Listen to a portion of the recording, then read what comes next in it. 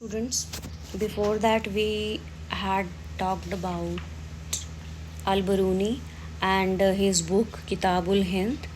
Now look at this topic. Look at the box first. The word Hindu. अब ये Hindu word आया कहाँ से? On page number 117. So Hindu ऐसा कोई रिलीजियस कम्युनिटी का नाम नहीं था. That was the term that was derived from an old Persian word used 6th and 5th century to refer to the region east of the river Sindhu.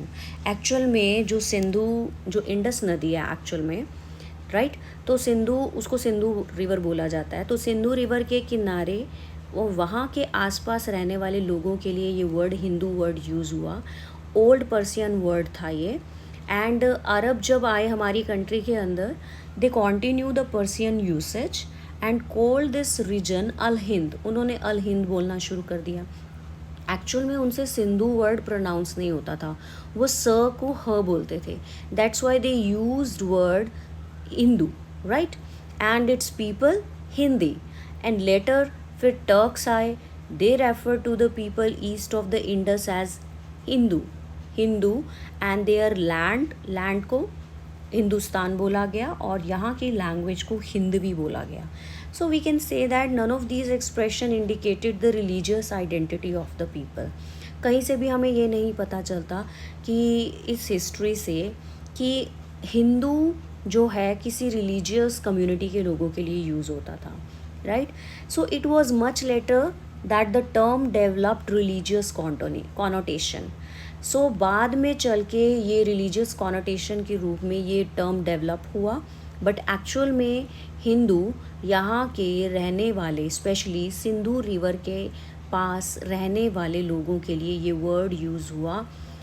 Hindu किसी भी religion का name नहीं था.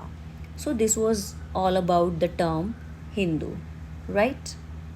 Now turn to next page number 118. Battuta's Rihla क्या है? Ibn Battuta की book है और this is the second traveller जिसके बारे में हम बात करने जा रहे हैं. कौन थे इब्न बतूता, कहाँ से आए थे? एन अर्ली ग्लोब ट्रॉटर कौन होते हैं? ट्रैवलर्स को बोला जाता है. So he wrote a book of travels जिसका नाम था रेला, रिटन इन अरबिक लैंग्वेज में लिखी गई. Provide extreme rich and interesting details about the social and cultural life in the subcontinent in 14th century. और उस टाइम में 14th century के टाइम बहुत ही रिच और इंटरेस्टिंग डिटेल्स को इसमें लिखा गया, सोशल एंड कल्चरल लाइफ को लिखा गया. एंड ये थे मोरक्कन ट्रैवलर, मोरक्को से आए थे. वॉज बोर्न इन तेंजियर, तो मोरक्को के अंदर ही तेंजियर नाम की जगह है, वहाँ से थे. And into one of the most respectable and educated families known for their expertise in Islamic religious law, जिसको शरिया बोला जाता है. इस्लामिक रिलीजियस लॉ को शरिया बोला जाता है. Underline this point and you have to also underline it कि Ibn Battuta की बुक का नाम क्या है? दैट इज़ रेला. और कहाँ से आए थे? मोरक्को से आए थे. मोरक्को में कौन सा सिटी है? तेंजियर, वहाँ से आए थे. और बहुत ही रिस्पेक्टेबल और एजुकेटेड फैमिली से बिलोंग करते थे जो कि शरिया को मानते थे. And true to his tradition of his family, Ibn Battuta received literary and scholastic education when he was quite young. तो अभी बहुत यंग ही थे, तो क्योंकि उनके फैमिली काफ़ी एजुकेटेड और रिस्पेक्टेबल फैमिली थी और एजुकेशन को बहुत ज़्यादा इम्पोर्टेंस देती थी, तो इन्होंने बहुत अच्छी एजुकेशन हासिल की. Unlike most other members of his class, Ibn Battuta consider experience gained through travel to be a more important source of knowledge than books. अब उनकी क्लास के, उनके ग्रुप के लोग, उनके जो फैमिली मेम्बर्स थे, एजुकेशन को बहुत ज़्यादा इम्पोर्टेंस देते थे. बट इब्न बतूता को ये था कि उनको ये लगता था कि ट्रैवलिंग से ज़्यादा बेटर चीज़ नहीं हो सकती एक्चुअल एक्सपीरियंस को गेन करने की. तो वो ट्रैवलिंग को ज़्यादा इम्पोर्टेंस देते थे, इम्पॉर्टेंट सोर्स ऑफ नॉलेज समझते थे rather than books. He just loved traveling and went to far off places, exploring new worlds and peoples. And उनको ट्रैवलिंग बहुत पसंद थी, इसके लिए वो दूर दूर एरियाज़ में गए, वर्ल्ड को, लोगों को एक्सप्लोर किया. And before he set off for India in 1332-33, he had made pilgrimage trips to Mecca and had already traveled extensively in Syria, Iraq, Persia, Yemen, Oman, and a few trading ports of coast of East Africa. India में आने से पहले पहले वो मक्का, Syria, Iraq, Persia, Yemen, ओमन, इन सभी areas में already travel वो कर चुके थे. तो इनसे हम आइडिया लगा सकते हैं कि उनको ट्रैवलिंग कितनी ज़्यादा पसंद थी. Look at this box source 2. यहाँ पे इन्होंने क्लियरली मेंशन किया है the bird leaves is nest. इन्होंने अपनी जर्नी के बारे में, कि अपना घर छोड़ने से पहले उसके बारे में उन्होंने रीला के अंदर लिखा कि जब मैं तेंजियर, अपना जो बर्थ प्लेस है, उसको जब मैं छोड़कर गया, थर्सडे का डे था, मैं बिल्कुल अकेला निकल गया. कोई मेरे साथ कैरवान नहीं था, कोई मेरे साथ ट्रैवलर नहीं था जो मुझे ज्वाइन करते. और मैं यूं ही मतलब अपने ही मतलब गो विद द फ्लो कहते हैं ना, कि ऐसे ही मैं निकल गया.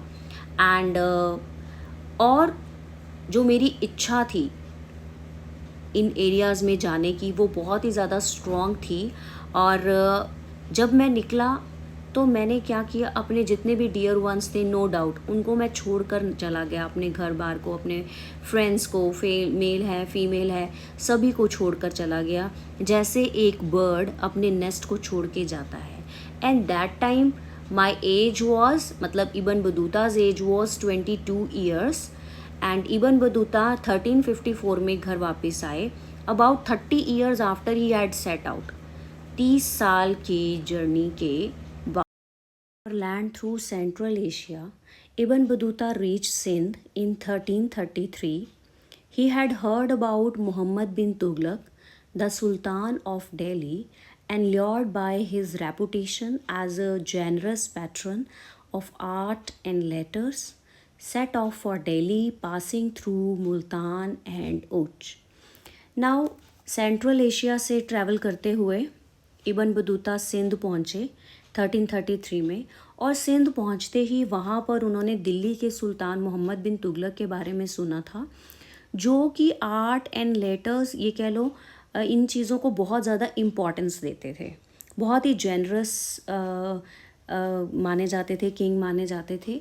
तो उन्हीं के चलते उनके मन में, इबन बतूता के मन में उनसे मिलने की इच्छा हुई और वो सुल्तान के पास पहुँचे, मुल्तान और उच को पास करते हुए. These are the areas. And the sultan was impressed by his scholarship. तो जब सुल्तान उनसे मिले तो वो उनसे बहुत ज़्यादा इम्प्रेस हो गए और उन्हीं को अपने दरबार में काजी अपॉइंट कर लिया, काजी और जज we can say. He remained in that position for several years. काफ़ी टाइम तक वो इस पोजिशन में रहे, until he fell out of favor and was thrown into prison. किसी मिसअंडरस्टैंडिंग की वजह से उनको जेल में डाल दिया गया और उनकी पोजीशन तक उनसे छीन ली गई. And once the misunderstanding between him and Sultan was cleared, he was restored to imperial service. तो जब ये मिसअंडरस्टैंडिंग उनकी दूर हो गई, राजा को पता लग गया कि वो दोषी नहीं है, तो उनको दोबारा से उनकी पोजीशन दे दी गई. And was ordered in 1342 to proceed to China as the Sultan envoy to the Mughal ruler. और 1342 में राजा ने आदेश दे दिया कि ठीक है, तुम ऐसा करो, हमारे दूत बनकर चाइना चले जाओ, ठीक है, और वहाँ पर तुम मंगोल रूलर से मिलो. मंगोल रूलर आपने क्लास 11th में पढ़ा था ना, हमने चंगेज़ खान वाला चैप्टर, हाँ वहीं की बात कर रहे हैं. सो यहाँ पे आपको ये चीज़ अंडरलाइन करनी है कि वो मोहम्मद बिन तुगलक से मिले और उनके दरबार में वो काजी बने. उनकी पोजीशन क्या थी, ये आपको अंडरलाइन करना है. सिंध पहुँचे 1333 में. सो अब इबन बतूता को ट्रैवलिंग का वेरी वेल कितना ज़्यादा शौक था, तो वो डायरेक्ट चाइना नहीं गए. So with the new assignment Ibn Battuta proceed to Malabar coast. Malabar coast में गए, which is in Kerala, central Asia से होते हुए. एंड फिर मालाबार कोस्ट से ही वेंट टू मालदीव्स. मालदीव्स गए and where he stayed for 18 months. वहाँ पर एज अ काजी वो 18 मंथ्स तक रहे, but eventually decided to proceed to Sri Lanka. फिर ये श्रीलंका चले गए and he then went back once more to Malabar coast, फिर मालाबार कोस्ट वापस आए and then Maldives, and before resuming his mission to China visited Bengal and Assam as well. तो चाइना जाने से पहले बंगाल एंड असम में भी गए। He took a ship to Sumatra and from there another ship for the Chinese port town of Zaitun, Zaitun known as Quanzhou, Quanzhou बोला जाता है। तो वहाँ पर ये चाइना पहुँचे। So he traveled extensively in China, going as far as Beijing, but didn't stay for long, deciding to return home in 1347. तो इन्होंने चाइना को एक्सप्लोर किया, बीजिंग तक भी गए, बट वहाँ ज़्यादा देर ठहरना उनको ठीक नहीं लगा और 1347 में वो वापस आ गए। His account is often compared with that of Marco Polo, who visited China for his home base in Venice in late 13th century. अब इन्होंने तो अपने ट्रैवलॉग के बारे में तो लिखा ही लिखा, इन्होंने काफ़ी लिखा इब्न बतूता ने, बट बिफोर दैट चाइना के बारे में मार्को पोलो ने भी लिखा। अब मार्को पोलो कहाँ से थे? इटली से थे, इटली के वेनिस शहर से थे, ठीक है। वो चाइना गए, वहाँ चाइना को विज़िट किया, लेट 13th सेंचुरी में उन्होंने विज़िट किया और उनके बारे में लिखा। Ibn Battuta meticulously recorded his observation about new culture, peoples, beliefs, values, इन सब के बारे में उन्होंने लिखा।